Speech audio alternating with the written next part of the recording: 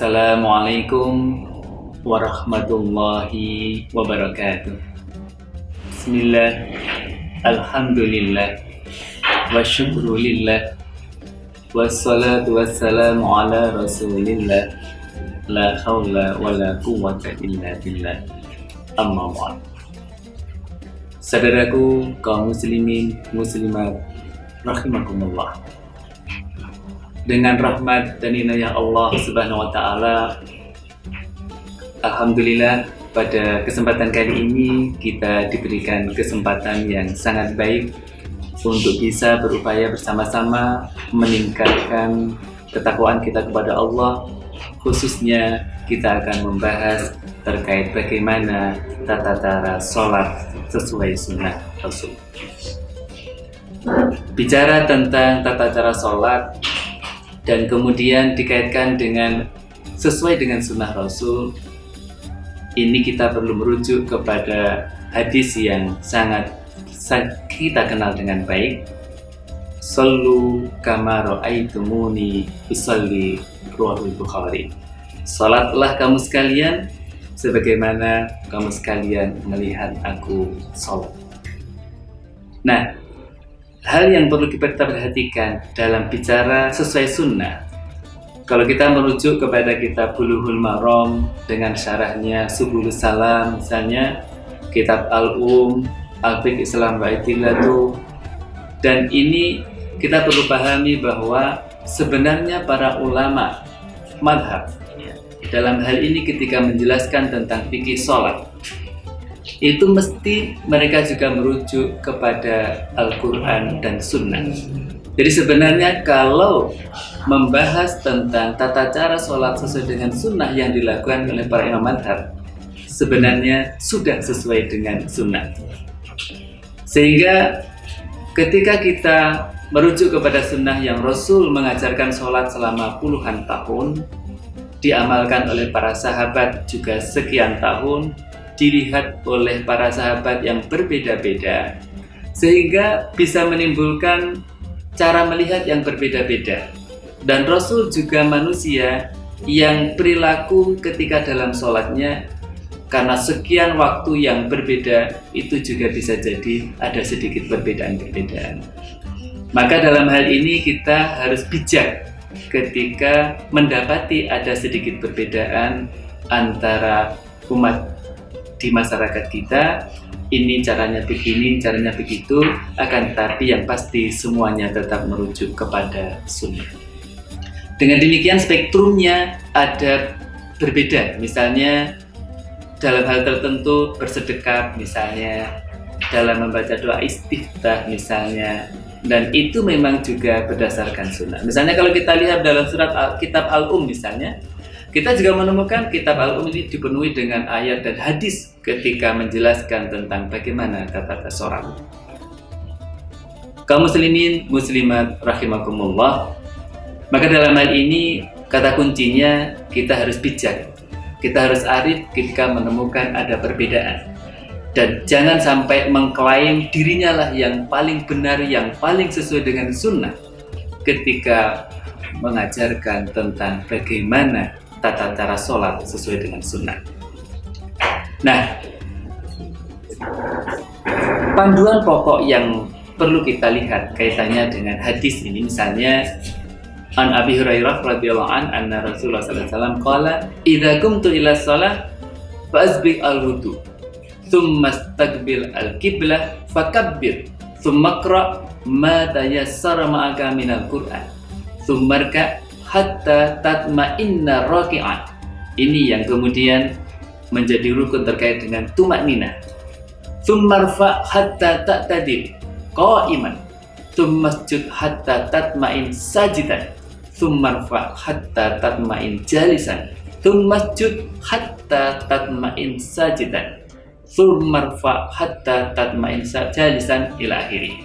Yang ini menggambarkan tentang tata cara sholat yang diajarkan oleh Rasul, bagaimana kita sholat sesuai dengan tuntunannya. Sehingga ketika misalnya kita merujuk kepada kitab Fiqhul Islam wa Adillatuh, kita mendapati pendapatnya Syafi'iyah, Malikiyah, Hanabilah, Hanafiyah, yang kemudian kita dapati ada sedikit-sedikit yang agak berbeda. Akan tetapi pada prinsipnya para ulama ketika menekankan tentang misalnya rukun sholat, sunnah sholat, yang membatalkan sholat, itu juga dalam rangka melaksanakan sunnah. Nah, misalnya Syafi'iyah ketika membicarakan tentang apa itu rukun sholat, yang ini dipahami dari Al-Quran dan Sunnah, yang ini tidak boleh tidak, harus ada di dalam setiap sholat yang kita lakukan. Beliau menyebut Al-Kanus sholat salah satu asyar, ada 13, yakni an-niyat, takbiratul ihram, berdiri bagi yang mampu, membaca Fatihah, kemudian ruku, sujud 2 kali, duduk di antara 2 sujud, tasyahud akhir, duduk untuk tasyahud akhir, sholawat Nabi, kemudian salam dan tertib. Nah, ini menggambarkan tentang sesuai sunnah, yang ini adalah yang rukun yang harus dilakukan. Kalau Malikiyah ada 14, kemudian kalau Hanafiyah itu dibagi, ada yang namanya fardu, ada yang namanya wajib. Nah, kaum muslimin rahimakumullah, jadi kita harus arif ketika memahami bagaimana tata cara sholat ini sesuai dengan sunnah, karena para ulama sebagai warasatul anbiya menjelaskan tata sholat juga sesuai dengan sunnah. Nah, kalau kita urutkan bagaimana sesuai dengan hadis-hadis yang ada di Bulughul Maram dan kitab yang lain. Yang pertama, fasbik al-wudu tadi. Jadi pastikan wudunya sempurna. Wudhu sempurna karena ini masuk di dalam hadis, harus betul-betul sempurna. Membasuh tangannya pun juga harus sempurna. Jangan sampai kadang kita melihat orang ketika menyingsingkan lengannya hanya nggak sampai atas, sehingga ketika dia berwudhu bisa jadi nggak sampai 2 siku misalnya. Pastikan wudhunya sempurna. Kemudian yang berikutnya apa? Berniat.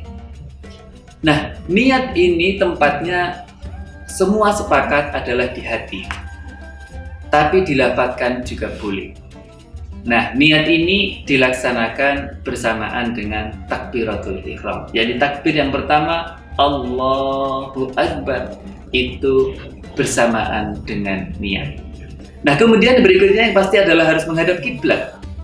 Menghadap kiblat ini harus dilakukan oleh orang yang melaksanakan sholat sendiri maupun berjamaah. Dan yang mampu berdiri harus berdiri. Kalau tidak mampu berdiri berarti duduk. Kalau tidak mampu duduk ya kemudian berbaring. Kalau tidak mau berbaring, yang tidak mampu berbaring kemudian bisa tengkurap. Nah, artinya apa? Ini memberikan fleksibilitas yang luar biasa dalam sholat. Kalau fardu dilaksanakan mampu harus dengan berdiri. Dan kemudian takbiratul ihram, ini yang kemudian bagaimana tata cara mengangkat tangan. Jadi dalam hal ini ada 2 pandangan, ada 2 hadis yang bisa kita jadikan rujukan, yakni mengangkat tangannya itu adalah lurus dengan bahu, boleh. Jadi lurus dengan bahu, ini adalah lurus dengan bahu, tangan ke depan. Kemudian bisa juga dengan lurus dengan telinga. Dan ini dua-duanya adalah sesuai dengan sunnah. Dan yang pasti ketika seseorang takbiratul ihram, pastikan pandangannya adalah ke tempat sujud, bukan ke tempat lain. Tidak ke kanan, tidak ke kiri, tidak ke atas, tapi harus betul-betul ke tempat sujud. Nah, kemudian setelah tangan diangkat, kemudian bersedekap. Di mana posisinya? Di posisinya dikatakan adalah fokus sadri, jadi di dada. Jadi dada di sini maknanya juga bermacam-macam. Kalau dalam kitab Al-Muhadzab misalnya ada menyebut adalah tahta sadri, itu juga berdasarkan hadis juga. Tahta sadri itu maknanya adalah berada di atasnya pusar antara dada. Kemudian ada kalanya yang juga betul-betul di dada. Dan bagaimana posisi tangan? Ada yang betul-betul telapak tangan berada di punggungnya, tangan kiri yang kan. Kemudian juga bisa adalah begini. Nah, ini tata cara kaitannya dengan bagaimana meletakkan tangan. Dan ini semuanya adalah juga sesuai dengan tuntunan sunnah. Karena para ulama ketika menjelaskan tata sholat, nggak mungkin mereka tidak merujuk dengan ketentuan sunnah. Nah, kemudian berikutnya membaca doa istiftah. Ada yang menyebut doa iftitah, yakni doa yang kita lakukan setelah takbiratul ihram, dan ini juga bisa ada pilihan. Boleh Allahumma ba'id baini, itu juga sesuai dengan hadis. Kemudian juga Allah Akbar kabira, itu juga sesuai dengan hadis. Dan dua-duanya itu berarti adalah sesuai dengan sunnah. Nah, kemudian setelah saya membaca doa istiftah, kemudian kita lanjutkan dengan baca Al-Fatihah. Baca surat Al-Fatihah, ini hadisnya juga semuanya sahih. Basmalah bolehkah dibaca jahar atau harus sir? Itu dua-duanya juga ada tuntunan dari sunnah. Boleh, dalam Bulughul Maram bisa kita tengok di sana ada hadis yang menjelaskan Bismillah itu bisiri, yakni dengan pelan.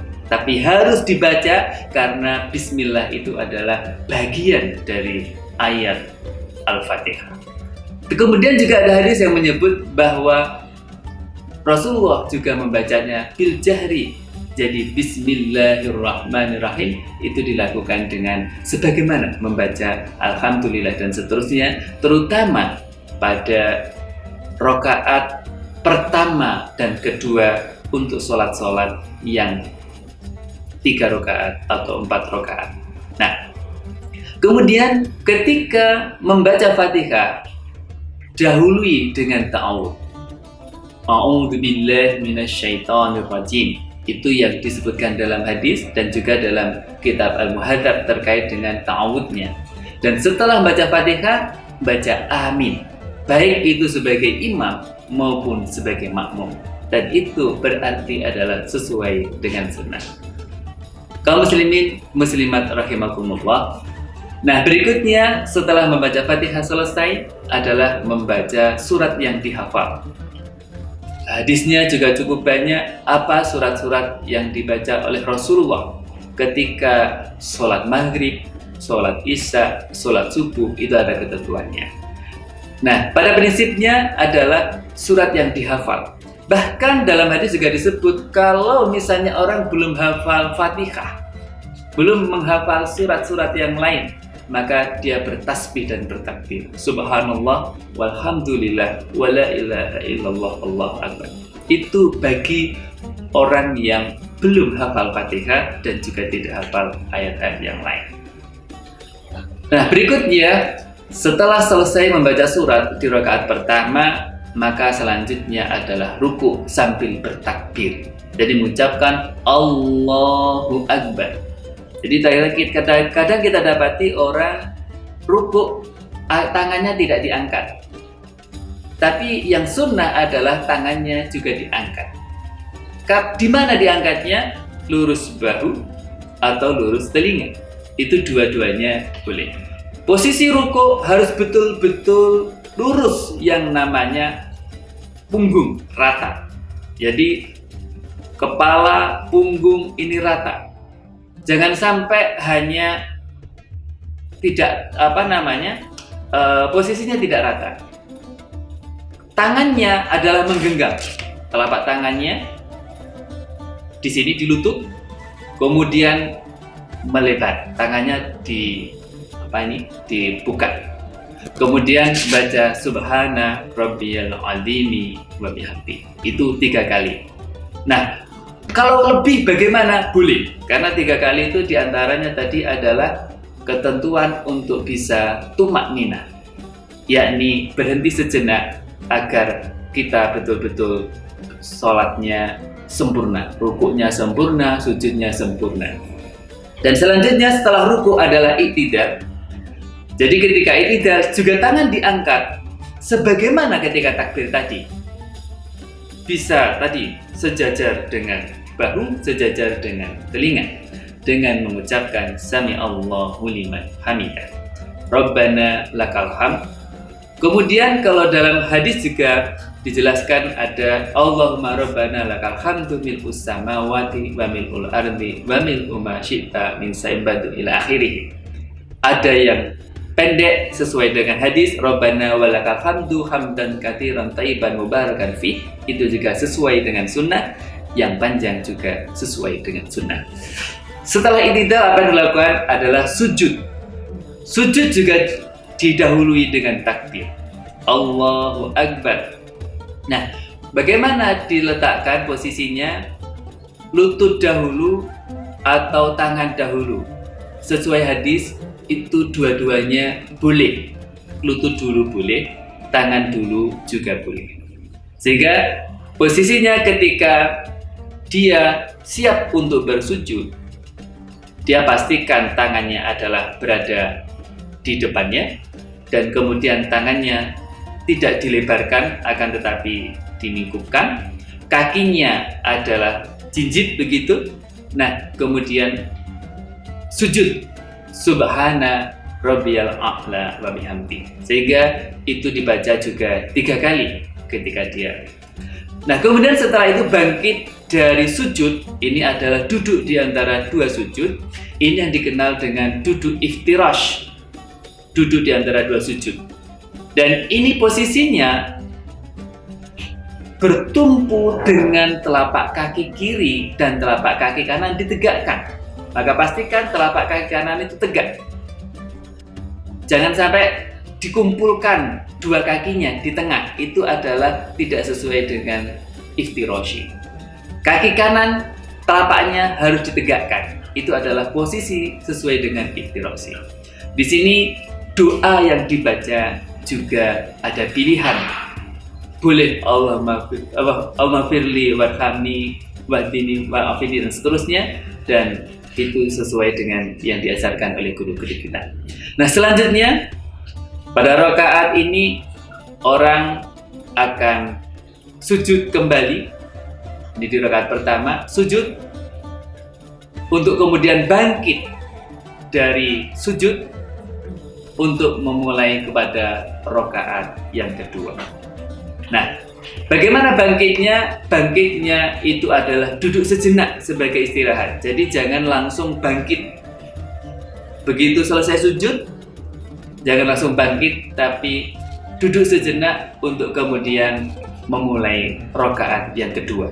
Dan kemudian bersedekah. Dan ini tidak, rakaat kedua tidak perlu diangkat tangannya. Diangkat tangannya itu adalah ketika bangkit dari sujud, khusus ketika selesai dari tasyahud awal untuk sholat maghrib, duhur, dan asar. Nah, untuk rakaat yang kedua, rakaat yang menuju keempat, itu tidak perlu diangkat tangannya karena itu tidak dituntunkan oleh sunnah. Nah, ketika rakaat kedua, maka laksanakan sesuai penempatan tangan, cara berdirinya, pandangan matanya, itu adalah pastikan sesuai. Dan kemudian selesai rakaat kedua, maka kita akan melaksanakan namanya tasyahud awal dengan posisi duduknya adalah iftirashi, yakni bertumpu pada kaki kiri, kaki kanan telapak tangannya adalah tegak. Nah, kemudian di sini membaca tahiyat, ada at-tahiyatulillah, itu lafzul Bukhari. Kemudian kalau lil Muslim, at-tahiyatul mubarakatus sholawatulillah, itu adalah dari lafaz Muslim. Artinya dua-duanya sesuai dengan sunnah. Membaca sholawat Nabi itu adalah rukun yang harus dilaksanakan. Nah, kemudian untuk kaitannya dengan sholat yang hanya 2 rakaat, misalnya subuh tadi, maka langsung tahiyat akhir, tidak ada tahiyat awal. Untuk sholat maghrib, isya, duhur, asar, maka ada tahiyat awal dan tahiyat akhir. Dan kalau tahiyat akhir, maka posisi duduknya adalah namanya tawarruk. Posisi duduk tawarruk ini berbeda dengan iftirash. Tawarruk itu agak posisinya adalah telapak kaki kanan ditegakkan, ya, tetap tegak. Kaki kiri diletakkan di bawah kaki kanan. dan pantat duduk di lantai. Nah, ini kalau di dalam materinya bisa dilihat contoh duduknya. Sehingga ketika tasyahud akhir jangan duduk seperti duduk iftirash. Karena kalau tuntunannya sunnah, tasyahud akhir itu adalah duduknya duduk tawarruk yang berbeda posisinya dengan posisi duduk iftirash. Jadi yang berbeda adalah pantatnya di lantai. Tapi kalau duduk iftirash, pantat tidak di lantai, tapi berada di kaki kiri. Nah, setelah itu ketika duduk tasyahud akhir dengan tawarruk ini, maka membaca tahiyat akhir sampai sempurna. Setelah sempurna selesai, kemudian sebelum salam pastikan berdoa. Karena ini juga sesuai dengan sunnah. Hadisnya sangat jelas. Sebelum salam, setelah tahiyat akhir selesai, maka berdoalah, Allahumma inni a'udzubika min adzabi jahannam wa min adzabil qabri wa min fitnatil mahya wal mamat wa min syarri fitnatil masiihid dajjal. Baru kemudian assalamualaikum warahmatullahi ke kanan, kemudian assalamualaikum warahmatullahi ke kiri. Demikian tata cara sholat sesuai dengan sunnah. Pastikan kita senantiasa arif terhadap sedikit-sedikit perbedaan di kalangan saudara kita sesama muslim. Jangan menganggap dirinya yang paling benar, yang paling sesuai dengan sunnah. Dengan kita memahami beragam dan spektrum yang berbeda-beda kaitannya dengan tata cara, tapi semuanya dalam koridor sunnah, maka kita akan menjadi umat yang senantiasa damai, senantiasa saling menjaga ukhuwah, dan mudah-mudahan keberkahan berada kepada kita semua. Barakallahu li wa lakum fil Qur'anil azim wa nafa'ani wa iyyakum bima fihi minal ayati wa dzikril hakim. Wassalamualaikum warahmatullahi wabarakatuh.